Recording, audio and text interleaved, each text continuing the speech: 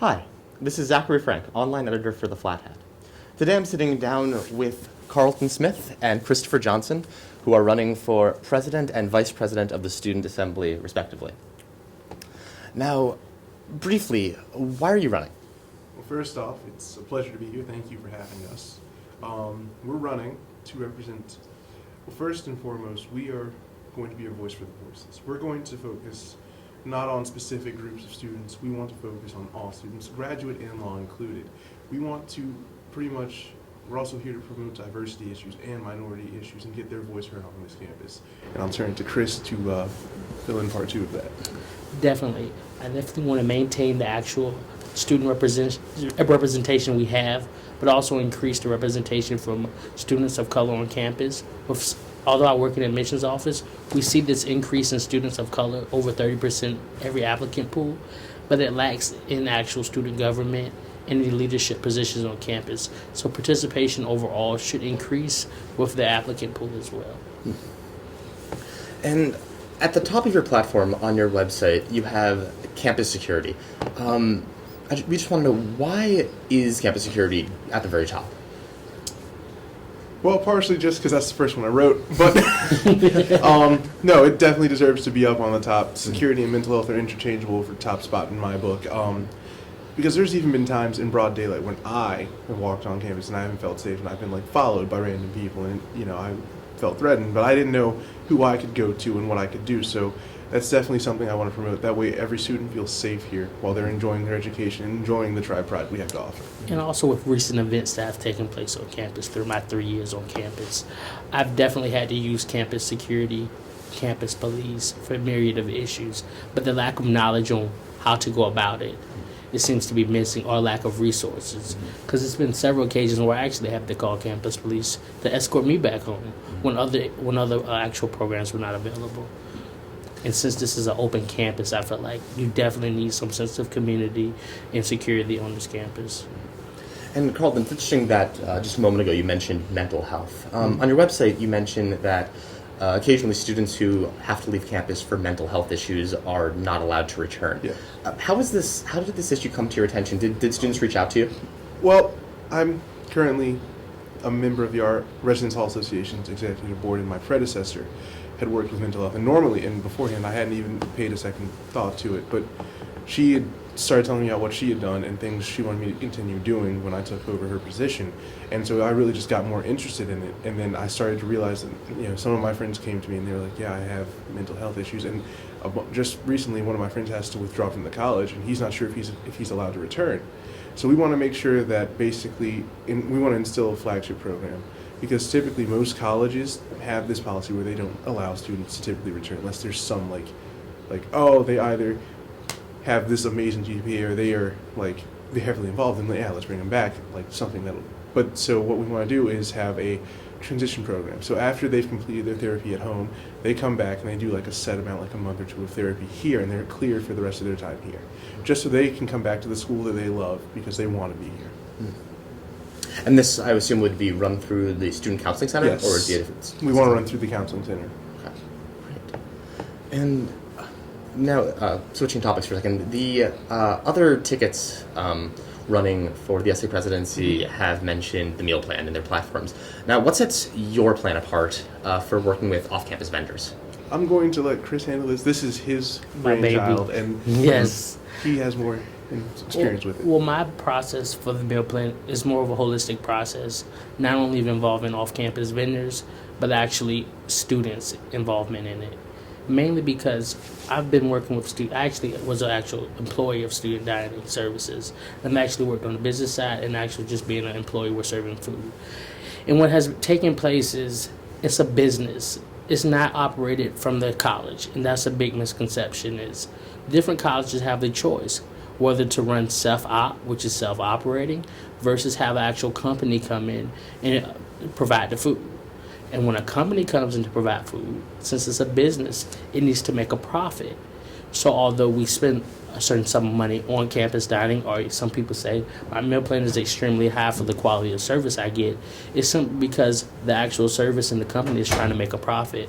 And I've actually spoken with actual vendors and actually campus cafeteria managers, and they were stating for approximately every meal plate they serve, they have to make approximately $2.50 off of it.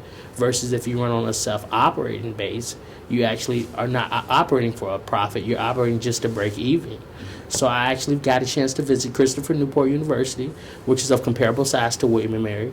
Meal plan prices were very comparable, but the quality of their food and the services that they provided were totally different.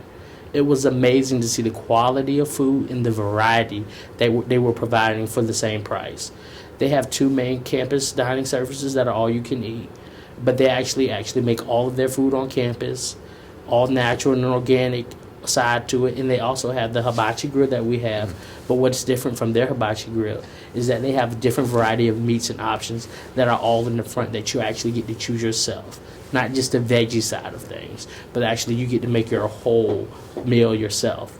And what I noticed is that on this campus is students have different needs, and sometimes they're not met because you cannot provide it. The campus would want you to provide it, but if the business doesn't have a way to provide that service for you, it can't be met. And I had seen several students that actually had to move off campus to get off the meal plan. Yeah.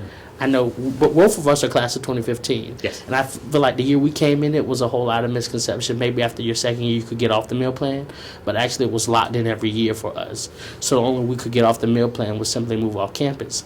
And students that are very interested in campus community, we want to stay on campus, but we don't necessarily want to actually get off of meal plan. We may actually want to cook our own food or have different options. So that's when the vendors come into play.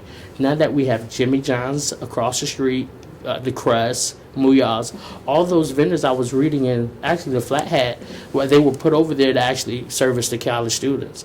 And they actually were addressing that they would be part of the meal plan.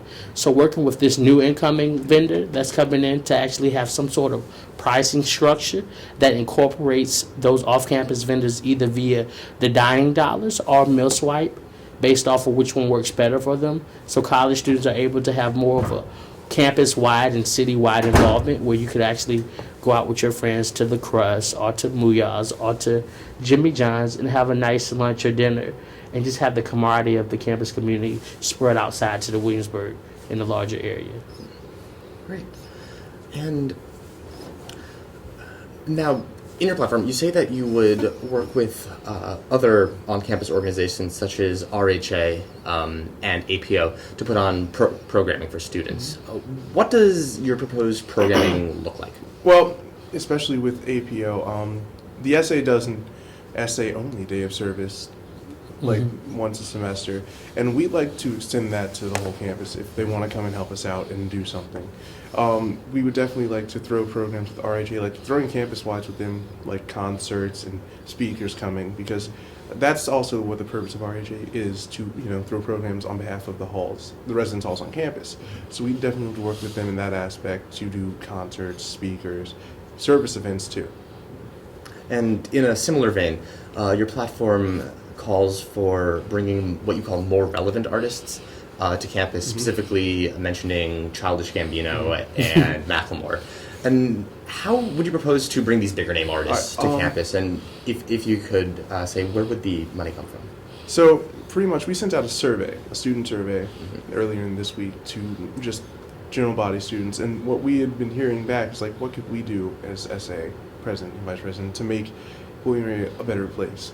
And one of the interests is definitely like bringing artists that are still in the mainstream. Because I'll be honest, Wiz Khalifa, Gavin DeGraw, that was my high school. That was like middle school for me. And so theoretically speaking, we know that SA will work with AMP Music to do that. And we should be able to, we can talk, we'll be in the talks with big names like that, and we'll try to negotiate them down, offering them incentives to come and perform for us. Even if we don't necessarily have enough money to pay for them, we can definitely offer them something in lieu of that on top of the money we would pay a regular act. What would those, do you know what kind of incentives? Not off the top of my head. Easily like swag, I don't know. Definitely inviting them more to campus events if they want to speak or if they have a cause they're passionate about. Giving them a voice to like plug something too. Gotcha. And the main thing I feel like we could offer them is free publicity. Just wide and known within the, because when you have a big name like you're trying to get Macklemore and all of those other known artists, is have some sort of a consortium of other colleges, public colleges in the state of Virginia. So when we have those big names, we can actually offer it to other students from other campuses, so we can actually fill it and actually afford those big names. Because I see that I have friends at other universities that would definitely love to come hear those artists as well. So having some sort of consortium where we're able to offer those students as well prices that may be a little bit cheaper than outside prices, but they can get it. They can actually come as well. I feel like the more people, the better, because we'll be able to actually pay for those artists. Now, on your website, you say that you want to begin a dialogue on campus about race and the minority experience at William & Mary. Could you briefly describe what that dialogue looks like and how you would go about creating it? Well, do you want to speak on half of that, and I'll do, I guess, the recap? Sure. The what we would like to establish is not just for one set of people, it's students of color and broad. So having some sort of similar to what we have already with the President's Council of those main multicultural, or those groups that are leaders on campus, having some sort of similar program where leaders of all multicultural activities and clubs would actually meet and agree on how we could have this similar to like the Lemon Project, where it's dealing with 1693 and William & Mary's ties with slavery, more dealing with just promotion of actual students of color events on campus and what we could do better. So it'd be more of all of those leaders coming together to decide for themselves what they would like to see, and what those groups actually will be participating if we were elected in those discussions to see what we could actually realistically do for the year. So it's not just a one-day event, but something that's going on throughout campus. But then narrowing the focus, there's a huge color barrier between, stereotypically white fraternities and sororities and then the minority fraternities and sororities. And people often think, oh, they're the white parties and then the black parties, and those two don't mix. And we want to break that barrier down and start a conversation with the heads of both sides so they can come together and have mixtures and work together and like put on programs with one another and get to know each other, because they're both Greek and they're both part of the tribe, so there's no reason why they shouldn't be intermingling. And now, briefly before we finish, are there any programs or initiatives of the Student Assembly that you would either cut or reduce funding for should you be elected? That's a good question. From what I've observed of the Student Assembly, everything we do is essential, and I definitely want to keep up what Chase and Mel have done. And I would be hard-pressed to ever cut anything, because I know that they didn't create something unless they had a good reason for it. It's not like they just threw together a committee at the last minute and said, here, go for it. Everything has a purpose, everything has a drive. If elected and we get in there and we see that there are two committees that are like similar, we'll consolidate them just to save time and space and efficiency. And that's probably the extent of what we'd actually do. And I feel like we wouldn't cut it automatically. It would definitely have some sort of meetings and discussions, and also involve the students in this process, because this is who we represent, our student body at large. Well, Carlton Smith, Christopher Johnson, thank you. It's been a pleasure. Very much. Thank you very Thank much you for so having much. us. Thank you.